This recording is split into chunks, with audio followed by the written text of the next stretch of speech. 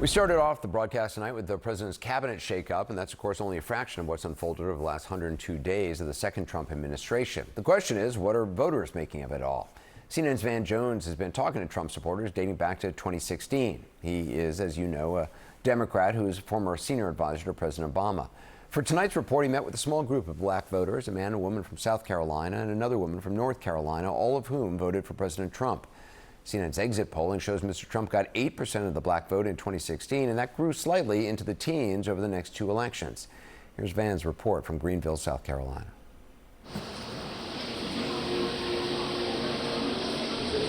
There they are. You do well. And here we are in South Carolina with 3 Trump voters. You weren't always a Republican. No. Actually, I come from a family that was like super Democratic. My first time voting, I voted Democrat.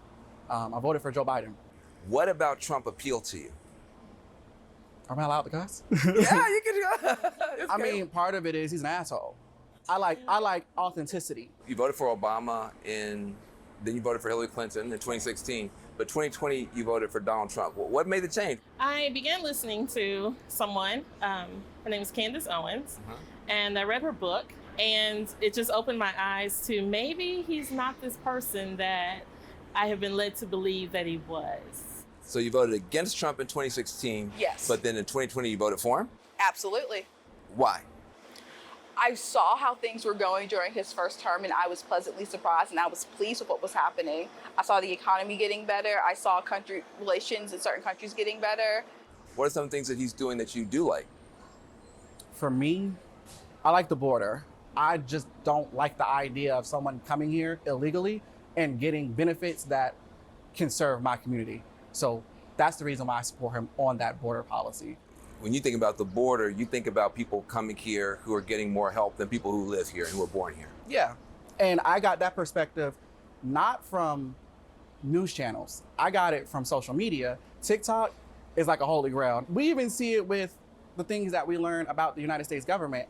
Outside of the United States, people are showing Americans, hey, look at what's going on. Do y'all know that your government is doing this? Have you seen this? Have you looked at it from this perspective? You know, people, when they think about a Trump voter, they usually think about like a white dude with like a red hat on and a pickup truck, and y'all are not that at all. So Donald Trump's team went in, they took down Harriet Tubman's picture for a quick minute. They're trying to like knock out the black museums. What does that have to do with the price of eggs, and how does that impact you? In some ways, it's a slap in the face. In other ways, I don't care. I care more about how I'm going to take care of my children. I don't think the average American cares about that. I know I am sick and tired of seeing black people sit there and complain about something, but not taking action and steps to actually try to change things in an appropriate manner. Under the Trump and Biden administration, they came to certain agreements with police departments to be less brutal toward the black community. Trump has now ended all that. How does that help the black community?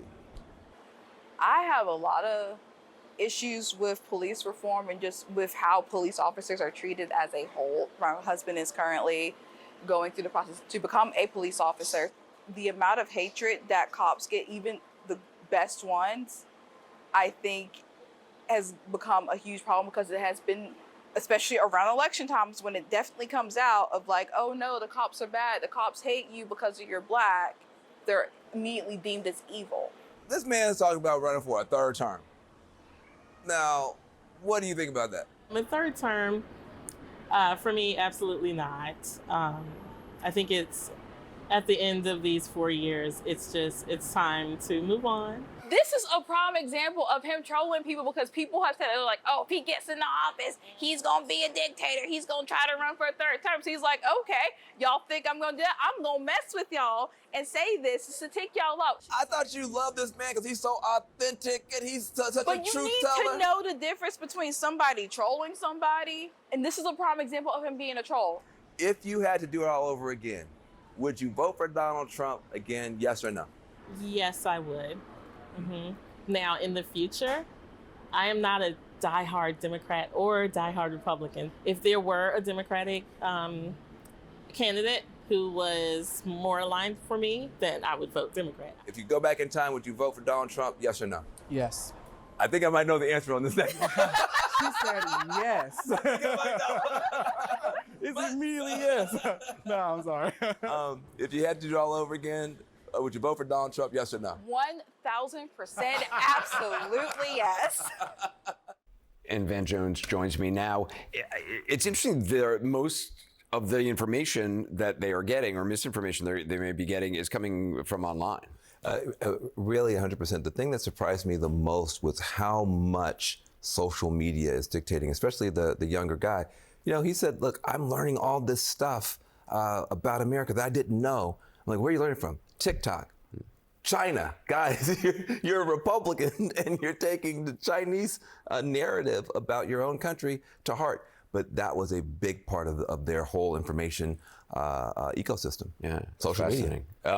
Does it seem to you that they follow news closely? I mean, no, that was the other thing too. Is like, you know, one of the women said, "Look, I do not watch any of the media." She says, "You know, I have some influencers I follow. Candace Owens being a big deal, and Newsmax, and that is their information system." And listen, these are hardworking people. They're good people. They care about the country, but they are in a completely different information environment than people who I talk to every day. Van Jones, thanks very much.